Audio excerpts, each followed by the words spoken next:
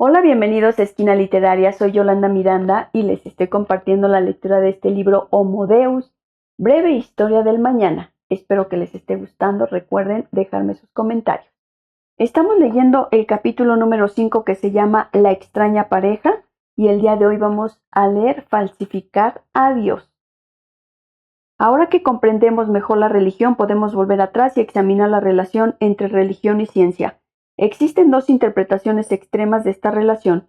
Una de las teorías afirma que la ciencia y la religión son enemigas juradas y que la historia moderna fue modelada por la lucha vida o muerte del saber científico contra la superstición religiosa. Con el tiempo, la luz de la ciencia disipó la oscuridad de la religión y el mundo se hizo cada vez más secular, racional y próspero. Sin embargo, aunque algunos descubrimientos científicos socaven ciertamente los dogmas religiosos, no es algo inevitable. Por ejemplo, el dogma musulmán sostiene que el aislamiento fue fundado por el profeta Mahoma en la Arabia del siglo VII, y hay sobradas pruebas científicas que lo respaldan. Más importante todavía, la ciencia siempre necesita ayuda religiosa en la creación de instituciones humanas viables. Los científicos estudian cómo funciona el mundo, pero no existe método científico alguno para determinar cómo deberían comportarse los humanos. La ciencia nos dice que los humanos no pueden sobrevivir sin oxígeno. Sin embargo, ¿es correcto ejecutar a criminales asfixiándolos? La ciencia no sabe cómo dar respuesta a esta pregunta. Solo las religiones nos proporcionan la orientación necesaria. De ahí que cada proyecto práctico que los científicos emprenden se base a sí mismo en percepciones religiosas. Tomemos como ejemplo la construcción de la presa de las Tres Gargantas sobre el río Yangtze. Cuando el gobierno chino decidió construir la presa en 1992, los físicos pudieron calcular qué presiones tendría que soportar la presa. Los economistas pudieron estimar aproximadamente el dinero que costaría, mientras que los ingenieros eléctricos pudieron predecir cuánta electricidad produciría. Sin embargo, el gobierno necesitaba tener en cuenta factores adicionales. La construcción de la presa inundó un territorio enorme que albergaba muchas aldeas y pueblos, miles de yacimientos arqueológicos y paisajes y hábitats únicos. Más de 1 millón de personas tuvieron que ser desplazadas y centenares de especies se vieron amenazadas. Al parecer, la presa fue la causa directa de la extinción del delfín fluvial chino. Al margen de lo que uno opine de la presa de las Tres Gargantas, es evidente que su construcción fue una cuestión no solo puramente científica, sino también ética. Ningún experimento físico, ningún modelo económico, ni ninguna ecuación matemática puede determinar si generar miles de megavatios y ganar miles de millones de yuanes es más valioso que salvar una antigua pagoda o el delfín fluvial chino. En consecuencia, China no puede funcionar solo a partir de teorías científicas, también necesita alguna religión o ideología. Algunos saltan al extremo opuesto y dicen que la ciencia y la religión son reinos completamente separados. La ciencia estudia hechos, la religión habla de valores y las dos nunca se encontrarán. La religión no tiene nada que decir a propósito de los hechos científicos y la ciencia debe mantener la boca cerrada en lo que concierne a las convicciones religiosas. Si el Papa cree que la vida humana es sagrada y el aborto es por consiguiente un pecado, los biólogos no pueden demostrar ni refutar esta afirmación.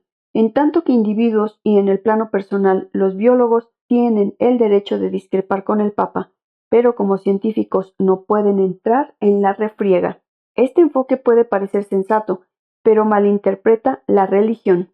Aunque es cierto que la ciencia solo aborda hechos, la religión no se limita a los juicios éticos. La religión no puede proporcionarnos ninguna guía práctica, a menos que también haga algunas afirmaciones fácticas.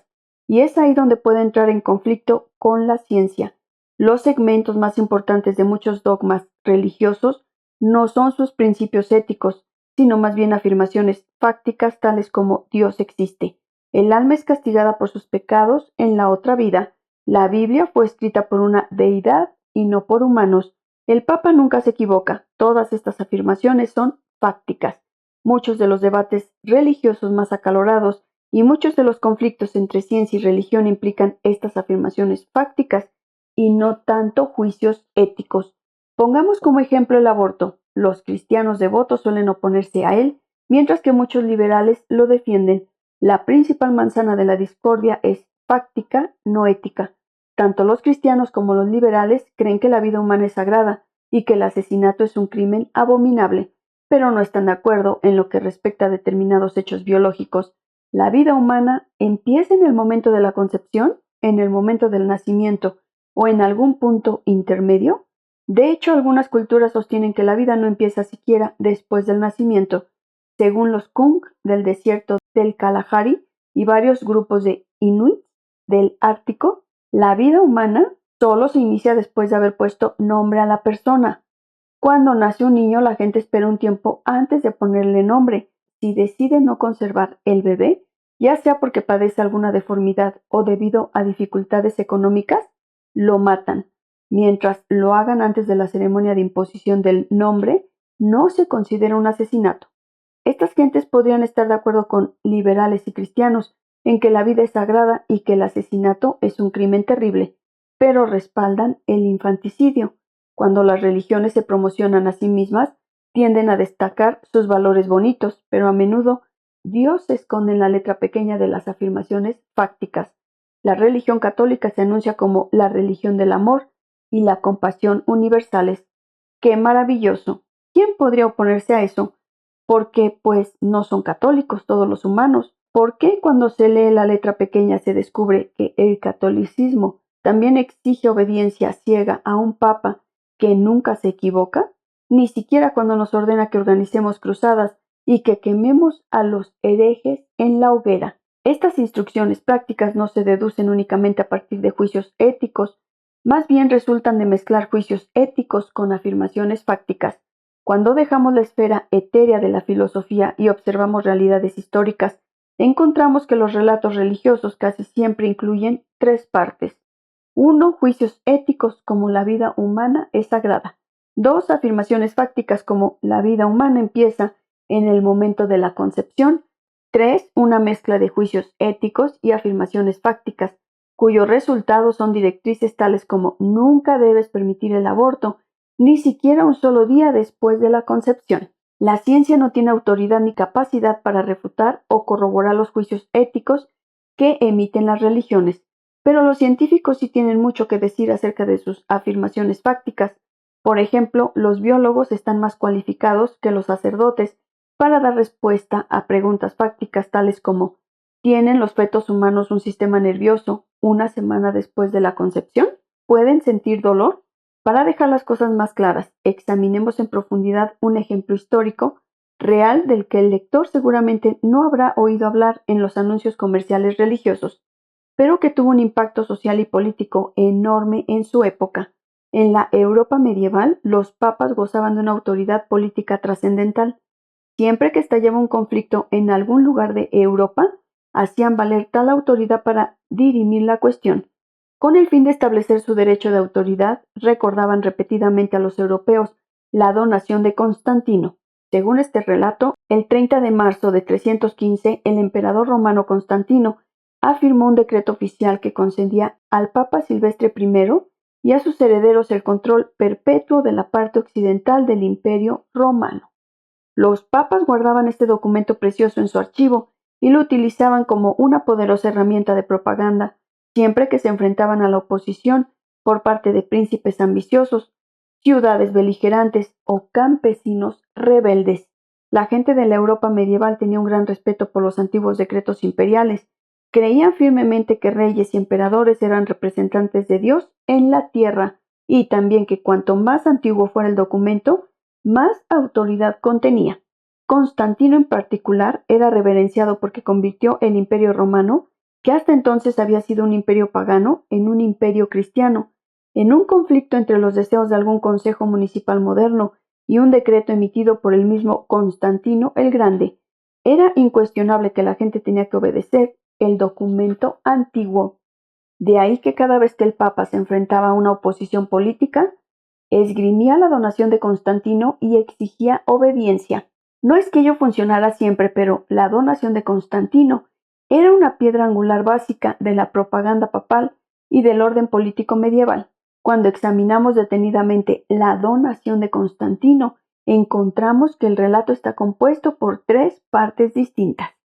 Juicio ético. La gente debía respetar los antiguos decretos imperiales más que las opiniones populares del momento. Declaración fáctica. El 30 de marzo de 315, el emperador Constantino concedió a los papas el dominio sobre Europa. Directriz. En 1315 los europeos tenían que obedecer las órdenes del papa. La autoridad ética de los antiguos decretos imperiales dista mucho de ser evidente. La mayoría de los europeos del siglo XXI creen que los deseos de los ciudadanos son muy superiores a los dictados de reyes que llevan mucho tiempo muertos. Sin embargo, la ciencia no puede inmiscuirse en este debate ético, porque no hay experimento ni ecuación que pueda dirimir el asunto. Si una científica de la actualidad pudiera viajar en el tiempo hasta la Europa medieval, no podría demostrar a nuestros antepasados que los decretos de los antiguos emperadores son irrelevantes en las disputas políticas contemporáneas. Pero el relato de la donación de Constantino no se basaba únicamente en juicios éticos, también implicaba algunas declaraciones fácticas muy concretas que la ciencia está muy cualificada para verificar o falsar. En 1441, Lorenzo Valla, sacerdote católico y pionero lingüista, publicó un estudio científico que demostraba que la donación de Constantino estaba falsificada. Valla analizó el estilo y la gramática del documento y las diversas palabras y términos que aparecían en él. Demostró que el documento contenía palabras que eran desconocidas en el latín del siglo IV y que lo más probable es que hubiera sido falsificado unos 400 años después de la muerte de Constantino. Además, la fecha que aparecía en el documento era el 30 de marzo, en el año en que Constantino era cónsul por cuarta vez y Galicano era cónsul por primera vez. En el Imperio Romano todos los años se elegían 2 cónsules y era costumbre fechar los documentos por sus años de consulado. Lamentablemente, el cuarto consulado de Constantino fue en 315, mientras que Galicano no fue elegido cónsul hasta el año 317. Si este importantísimo documento hubiera sido realmente elaborado en la época de Constantino, no habría contenido este error manifiesto. Es como si Thomas Jefferson y sus colegas hubieran fechado la Declaración de la Independencia de Estados Unidos el 34 de julio de 1776. Hoy en día todos los historiadores están de acuerdo en que la donación de Constantino fue falsificada en la corte papal en algún momento del siglo VIII. Aunque Valla nunca cuestionó la autoridad moral de los antiguos decretos imperiales, su estudio científico socavó la directriz de que los europeos deben obedecer al Papa. El 20 de diciembre de 2013, el Parlamento de Uganda aprobó la ley contra la homosexualidad, que criminalizaba las actividades homosexuales y penalizaba algunas actividades con la cadena perpetua. Dicha ley estaba tanto inspirada como respaldada por grupos cristianos evangélicos que sostenían que Dios prohíbe la homosexualidad. Como prueba citaban al Levítico 18:22, no te ayuntarás con hombre como con mujer, es una abominación. Y 20:13, si uno se acuesta con otro como se hace con mujer, ambos hacen cosa abominable y serán castigados con la muerte. Caiga sobre ellos su sangre. En siglos anteriores, la misma narración religiosa fue responsable de atormentar a millones de personas en todo el mundo. Esta narración puede resumirse brevemente como sigue. Juicio ético: los humanos deben obedecer las órdenes de Dios. Declaración fáctica: hace unos 3000 años Dios ordenó a los humanos que evitaran las actividades homosexuales. Directriz: las personas deben evitar incurrir en actividades homosexuales. ¿Es cierta esta narración? Los científicos no pueden discutir el juicio según el cual los humanos deben obedecer a Dios. En el plano personal podemos cuestionarlo, podemos creer que los derechos humanos son superiores a la autoridad divina, y si Dios nos ordena violar los derechos humanos, no debemos escucharle, pero no hay experimento científico que pueda dirimir esta cuestión. En cambio, la ciencia tiene mucho que decir acerca de la declaración fáctica de que hace 3000 años el creador del universo ordenó a los miembros de la especie Homo sapiens que se abstuvieran de la actividad chico con chico. ¿Cómo podemos saber que esta declaración es cierta? El examen de la literatura relevante demuestra que, aunque esta afirmación se repite en millones de libros, artículos y sitios de Internet, todos ellos se basan en una única fuente, la Biblia. Si es así, un científico preguntaría, ¿quién elaboró la Biblia y cuándo? Adviértase que esta es a todas luces una cuestión fáctica no una cuestión de valores. Los judíos y los cristianos devotos sostienen que al menos el libro del Levítico fue dictado por Dios a Moisés en el monte Sinaí, y que desde aquel momento no se le añadió ni se le borró ni una sola letra. Pero, insistiría el científico, ¿cómo podemos estar seguros de ello? Después de todo, el Papa aducía que la donación de Constantino fue elaborada por el propio Constantino en el siglo IV, cuando en realidad fue falsificada 400 años más tarde por los propios empleados del Papa. Hoy podemos utilizar todo un arsenal de métodos científicos para determinar quién elaboró la Biblia y cuándo. Los científicos han estado haciendo exactamente eso durante más de un siglo, y si uno está interesado en el tema, puede leer libros enteros sobre sus hallazgos, pero resumir una larga historia, la mayoría de los estudios científicos sometidos a evaluación paritaria coinciden en que la Biblia es una colección de numerosos textos diferentes elaborados por personas diferentes en épocas diferentes, y que dichos textos no fueron reunidos en un único libro sagrado hasta mucho después de los tiempos bíblicos. Por ejemplo, mientras que el rey David vivió probablemente alrededor del año 1000 a.C., se suele aceptar que el libro del Deuteronomio se compuso en la corte del rey Josías de Judá, en algún momento alrededor del año 620 a.C., como parte de una campaña de propaganda destinada a reforzar la autoridad de Josías. El Levítico fue compilado en una fecha aún posterior, no antes del año 500 a.C. En lo que respecta a la idea de que los antiguos judíos conservaban cuidadosamente el texto bíblico, sin añadir ni quitar nada, los científicos señalan que el judaísmo bíblico en absoluto fue una religión basada en las escrituras. Por el contrario, fue un culto típico de la Edad del Hierro, similar a muchos de los cultos de sus vecinos de Oriente Medio. No tenía sinagogas, yeshivas, rabinos, ni siquiera una Biblia. En cambio, sí tenía complejos rituales de templo, la mayoría de los cuales implicaban sacrificar animales a un celoso Dios celestial para que bendijera a su pueblo, con lluvias estacionales y victorias militares. Su élite religiosa estaba constituida por familias de sacerdotes que lo debían todo al nacimiento y nada a su pericia intelectual.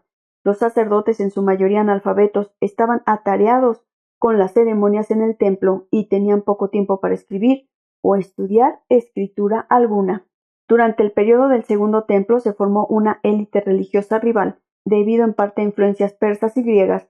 Los estudiosos judíos que escribían e interpretaban textos alcanzaron una prominencia creciente. Dichos estudiosos acabaron por ser conocidos como rabinos, y los textos que compilaron fueron bautizados como la Biblia. La autoridad rabínica estribaba en las capacidades intelectuales individuales y no en el nacimiento. El choque entre la nueva élite alfabetizada y las antiguas familias de sacerdotes fue inevitable. Por suerte para los rabinos, los romanos incendiaron Jerusalén y su templo al tiempo que suprimían la gran revuelta judía en el año 70 después de Cristo, con el templo en ruinas. Las familias de sacerdotes perdieron su autoridad religiosa, la base de su poder económico y hasta su misma razón de être. El judaísmo tradicional, un judaísmo de templos, sacerdotes y guerreros que hendían cabezas, desapareció. Su lugar lo ocupó un nuevo judaísmo de libros, rabinos y eruditos que estudiaban las sutilezas de los textos. El principal punto fuerte de tales eruditos era la interpretación. Empleaban esta capacidad no solo para explicar por qué un Dios todopoderoso había permitido que su templo fuera destruido, sino también para salvar las brechas inmensas que existían entre el antiguo judaísmo, descrito en los relatos bíblicos, y el judaísmo muy distinto que ellos habían creado. De ahí que, según nuestros mejores conocimientos científicos, los mandatos del Levítico contra la homosexualidad no reflejen nada más elevado que la parcialidad de unos pocos sacerdotes y estudiosos de la antigua Jerusalén. Aunque la ciencia no puede decidir si las personas deberían obedecer las órdenes de Dios, sí tiene muchas cosas relevantes que decir acerca de la procedencia de la Biblia. Si los políticos ugandeses creen que el poder que creó el cosmos, las galaxias y los agujeros negros se disgusta enormemente siempre de dos machos de Homo sapiens, se divierten un poco juntos, la ciencia puede ayudar a abrirles los ojos con respecto a esta idea más bien estrafalaria.